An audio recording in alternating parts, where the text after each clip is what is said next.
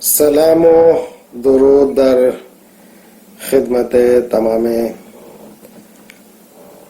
بینندگان گرامی. در مورد حافظ چه میگوییم؟ حافظ یکی از محبوب ترین شاعرانی بوده در هند و در زمان خود هم در هند محبوبیت فراوانی داشت. در سراسر هند، یعنی در تمام مراکز علمی و ادبی که ما در هند داشتیم، به شمول دهلی و دکن و بنگاله، همه جا محبوبیت داشت و حتی شاهان و امرای آن زمان از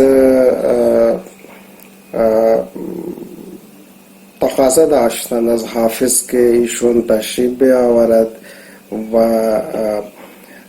رونق ببخشد. مثلا میر فضل الله اینجو که وابسته به دربار محمود شاه بهمنی در دکن بود، ایشون تقاضا کرده بود و همچنین سلطان محمد غیاث الدین که یکی از حکمرانان بنگالی بود و ایشون هم درخواست کرد و احتمالاً خود حافظ این درخواست را پذیرفته بود و هم عزم داشت که بیاید، اما به دلایلی نمیتونست انجام بدهد و آن غزل معروف به عنوان عذرخواهی در خدمت سلطان غیاث الدین فرستاد که ساقی حدیث سرو گل و لاله می رود و اون بیت معروف که شکر شکن شوند همه طوطیان هند، زن قند پارسی که به بنگال می رود. خود حافظ احتمالاً آشنایی دقیق با وضع و محبوبیت شعر فارسی و زبان فارسی در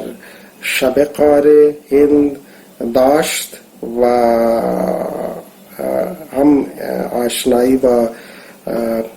طوطی هند یعنی حضرت امیر خسرو هم داشت و همچنین از شعرهایش معلوم هست. ما میبینیم و داری که بنده عرض کردم در هند محبوبیت داشت و تقریبا تمام شاعران و نویسندگان و دانشمندان زبان فارسی و عرفا خود در زمان حافظ شیرازی و بعد از اون از وی تقدیم کردند، پیروی کردند، شروحات شعر او را نوشتند و ما میبینیم که تقریبا در تمام کتابخانه های چه دولتی و شخصی از نسخه های خطی حضرت حافظ را میبینیم و یکی از قدیم ترین نسخه های خطی که احتمالاً در سال 803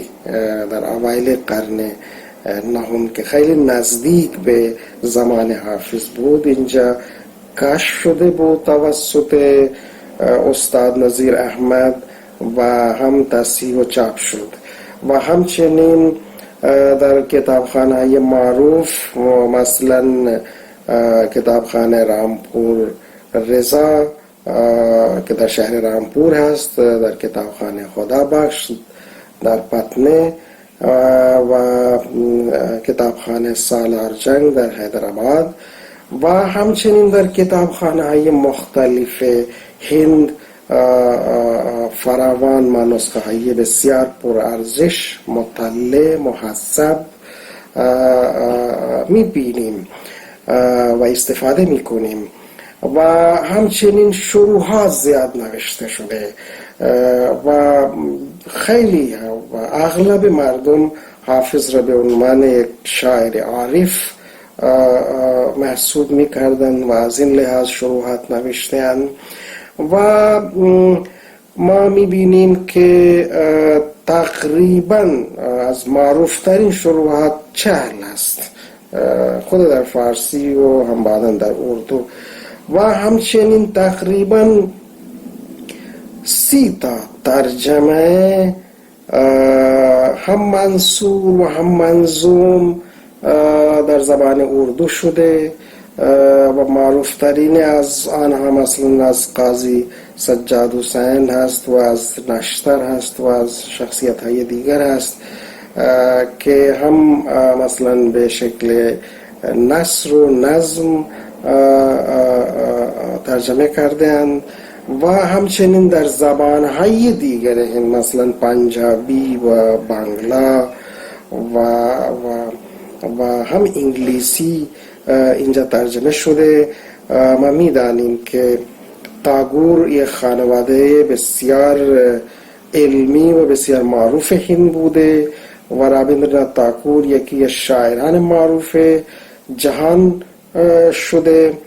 که درباره پدرش میگویند که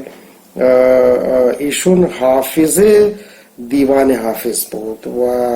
حتی به وقت مرگ هم تقاضا داشت که شعر حافظ بسرایند، همونطور که در خدا از دکتر معین خواسته بود. و ما میدانیم که تاگور به زیارت شهر شیراز رفته بود و اهل شیراز و اهل ایران همه ایشون پذیرفته بودند و ایشون را به عنوان حافظ دوم گفتند. و همچنین ما میبینیم که خیلی از شاعران هند به خصوص شاعران زبان فارسی از شیوه و سبک حافظ پیروی کرده اند و حتی ما نقش اند شاعران معروف چون بیدل هم میبینیم. بنده خودم تازه یک نسخه خطی یک شاعر تصحیح کردم به نام آزاد بلگرامی که ایشون کاملا از پیروان حافظ هست و همچنین آثار نقد ما ببینیم. اولین کتاب نقد در مورد شعر فارسی که توسط مولانا شبلی نوشته شده و اینجا در مورد شعر حافظ زیاد بحثی شده و همچنین تمام استادان و همچنین ما تقریبا 300 مراکز فارسی در دانشگاه ها، دانشکده ها، حوزه های اسلامی و دبیرستان ها داریم که همه جا که فارسی تدریس می شود شعر فارسی حافظ و آثارش هم خوانده و توضیح می شود و شامل نصاب ما هست و ما می توانیم بگوییم که یکی از محبوب ترین شاعران فارسی که حافظ هست پیش و نزدیک هندیان هم است. تشکر از محبت و لطف همه شما.